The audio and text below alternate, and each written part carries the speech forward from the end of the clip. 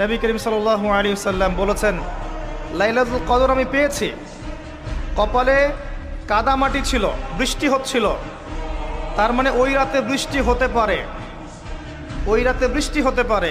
লাইলাতুল কদরের আলামত রাতের বেলা বৃষ্টি হতে পারে। বৃষ্টি হয়েছে, তিনি নামাজ পড়েছেন, কপালের মধ্যে কাদা লেগেছিল, তিনি বের হয়েছেন, সাহাবীদেরকে বলবেন কোন রাতটা লাইলাতুল কদর, আজকের রাতটা লাইলাতুল কদর, এটা বলতে বের হয়েছেন। বের হয়ে দেখছেন দুজন মুসলিম আপোষে ঝগড়া করছে। লিসেন টু মি, দুজন মুসলিম আপোষে ঝগড়া করছে।